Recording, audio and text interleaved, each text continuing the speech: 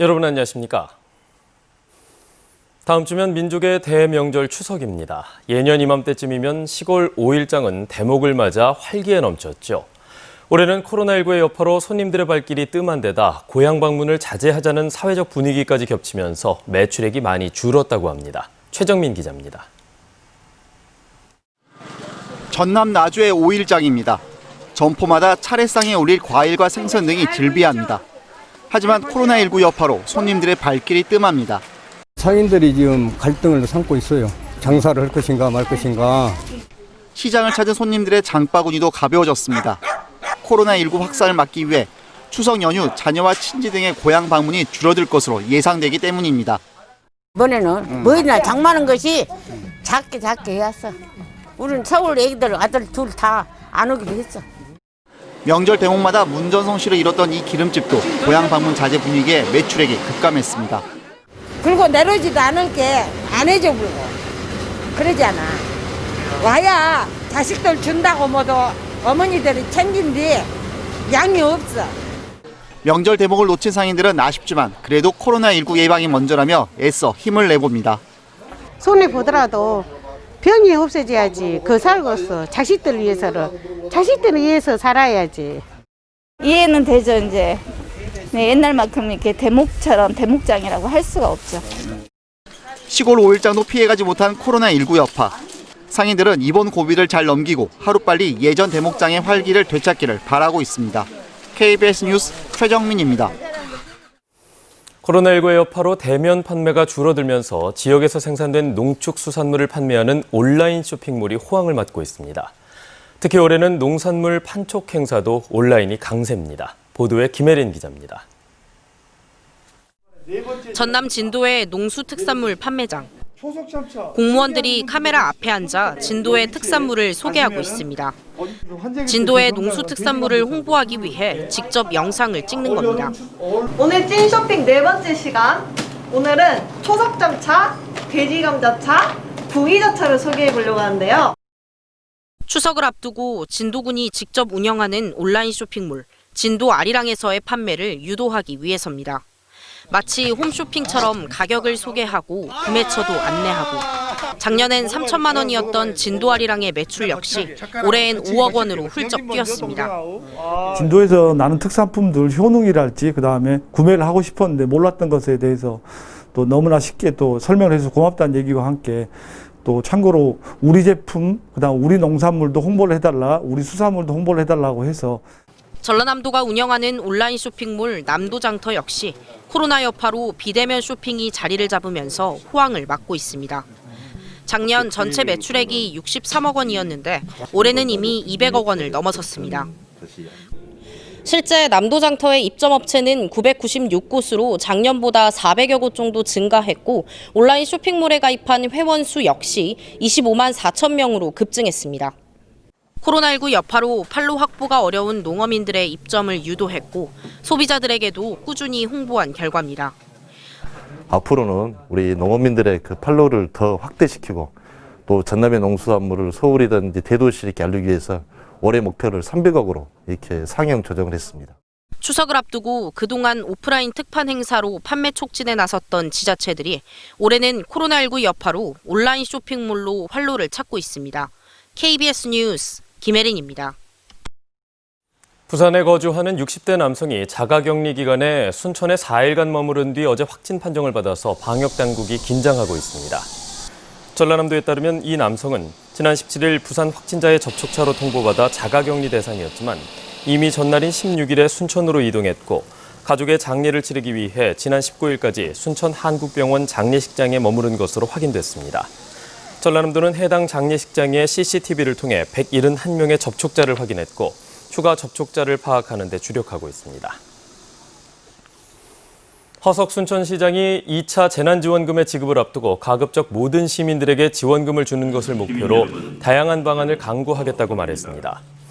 허 시장은 어제 발표한 대시민 담화문에서 정부 교부금이 줄어들어 여력이 없다면서도 통합재정 안정화 조례로 재원을 마련하고 민관공동대책위원회, 시의회와의 협의를 거쳐 지원 방안을 결정하겠다고 밝혔습니다. 공공운수노조 광주전남지부는 어제 국립아시아문화전당 인근에서 규탄대회를 열고 더불어민주당 이병훈 의원이 대표 발의한 아시아문화중심도시 조성에 관한 특별법 일부 개정 법률안을 폐기하라고 촉구했습니다. 노조는 해당 법인이 당사자와 지역사회를 포함한 이해와 합의 없이 독단적으로 발의됐고 기관 간의 갑을 관계를 조장할 우려가 크다고 밝혔습니다.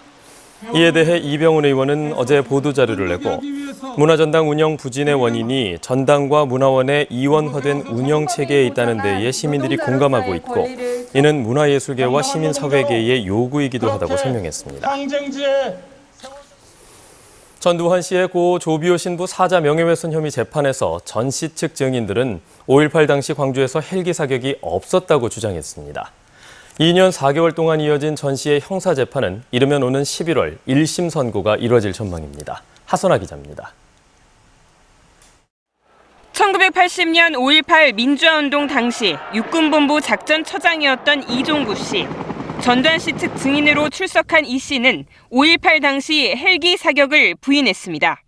이 씨는 헬기 작전 계획을 실시하라는 육군본부의 작전 계획 문서에 대해 헬기 작전 계획 자체가 없었다며 육본 작전처에서 만든 문서가 아니다라고 주장했습니다. 반면 검찰은 이 씨가 전두환 씨를 중심으로 한 신군부 사조직인 하나회 모임을 함께하고 5.18 이후 군에서 요직을 지낸 점에서 증언의 신빙성을 의심했습니다. 재판에 앞서 고 조비오 신부 측은 헬기 사격이 있었던 만큼 전두환 씨의 명예훼손, 또 증인들의 위증에 대해 엄벌이 내려져야 한다고 주장했습니다. 헬기 기총소사는 틀림없이 있었고 목격자로서 증언한 것에 대해서 저렇게 사자 명예를 훼손을 했으니 그것은 틀림없이 유죄다라는 그런 판결이 나오는 것 자체가 지금 형량보다도 더욱더 중요한 것이죠. 반면 전 씨 측은 헬기 사격이 없었다는 입장을 유지했습니다. 검찰이 이 재판이 끝나기 전에 공소 취소를 해야 된다는 생각을 가지고 있습니다. 검찰에서는 재판이 끝날 지금까지도 거기에 대해서 아무것도 특정을 하지 못했습니다.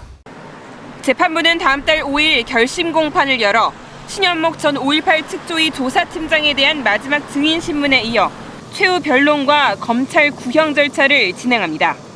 이로써 2년 4개월 동안 진행된 전 씨에 대한 1심 재판은 이르면 11월 중에 1심 선고가 이뤄질 것으로 보입니다. 전 씨는 재판부의 허가를 받아 그동안 재판에 출석하지 않았지만 선고일에는 규정상 법정에 출석해야 합니다. KBS 뉴스 하선아입니다.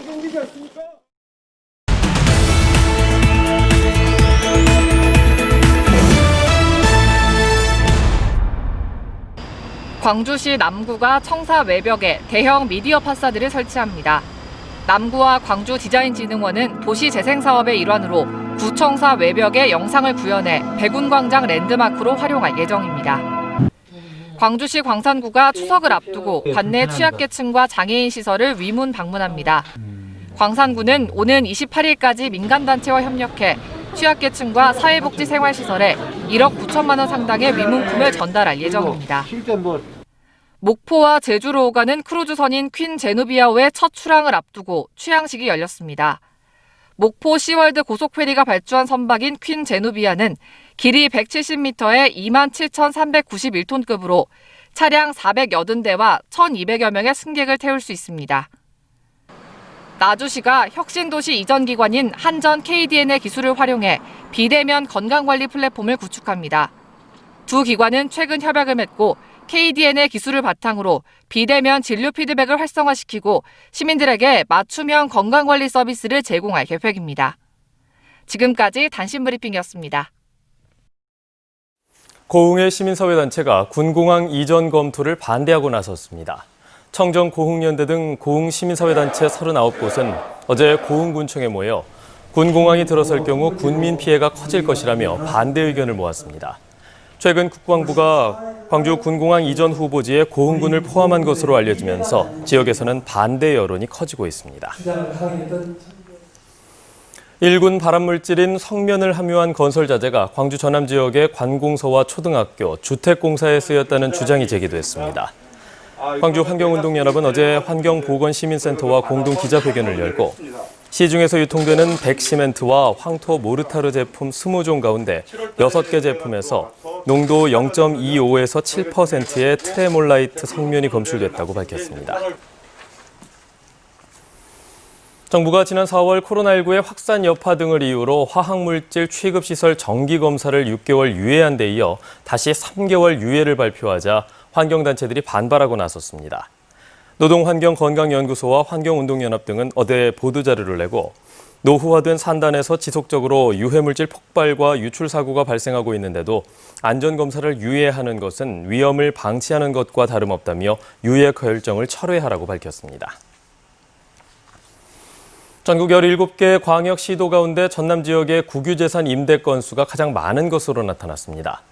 민주당 양향자 의원실이 한국자산관리공사에서 최근 5년간 전국 국유재산 임대 현황 자료를 받아 분석한 결과 전남은 28,225건으로 전국에서 가장 많은 것으로 집계됐습니다. 전남의 국유재산 임대 면적은 2,293만 제곱미터이며 연간 대부료는 61억 원입니다. 문성혁 해수부 장관이 잇따른 태풍으로 피해를 본 신안군 가거도 방파제 공사 현장을 둘러봤습니다.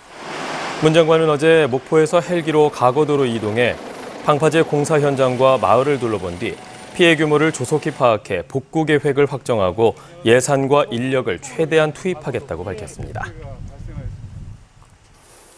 진도문화원이 진도 조도면 일대에서 옛 문서와 서적 등 천여 점을 찾아 번역 작업에 나섰습니다.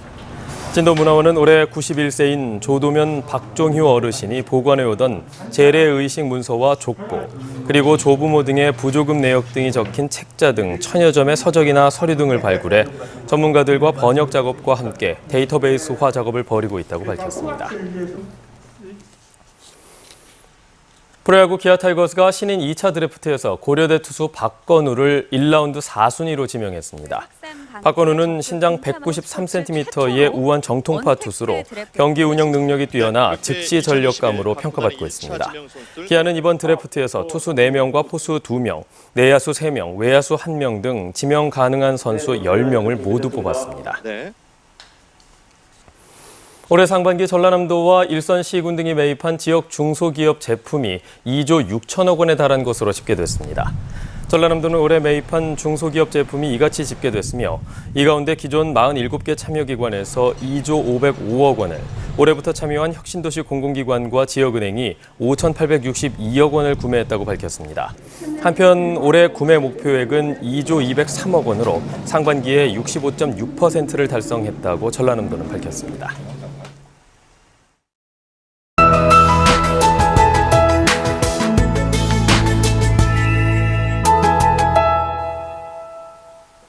오늘 계절의 분기점 추분입니다. 추분을 기점으로 낮과 밤의 길이가 같아지고 곧 밤의 길이가 더 길어지는 것을 보면서 가을이 온 것을 실감나게 하는데요. 오늘 절기에 맞게 파란 가을 하늘에 선선한 날씨가 예상됩니다. 광주의 아침 최저 기온 15.8도로 어제보다 3도가량 높아 평년 기온을 회복했습니다. 낮 기온은 24도로 어제보다는 조금 낮겠지만 일교차가 어제만큼은 아니지만 그래도 꽤 크게 벌어집니다. 건강관리에 유의하셔야겠습니다. 현재 대체로 맑고 일부 지역에서는 안개가 옅게 끼어 있습니다. 해가 뜨면서 안개는 더 옅어지겠고요. 미세먼지 농도 좋음 단계로 공기도 깨끗하겠습니다.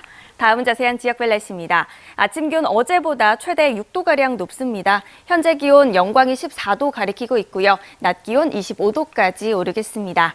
여수 22도, 구례 24도가 예상되고요. 목포 24도, 영암 25도, 장흥과 완도도 24도까지 오르겠습니다. 신안을 비롯한 그 외 도서 지역은 23도에서 25도가 예상됩니다. 남해서부 먼바다는 오늘 밤부터 모레까지 바람이 강하게 불고 물결이 높게 일어서 풍랑특보가 내려질 가능성이 있습니다. 내일과 모레는 다소 흐리겠고요. 이후로는 대체로 맑은 날씨가 예상됩니다. 기상정보 전해드렸습니다. 뉴스를 마칩니다. 여러분 고맙습니다.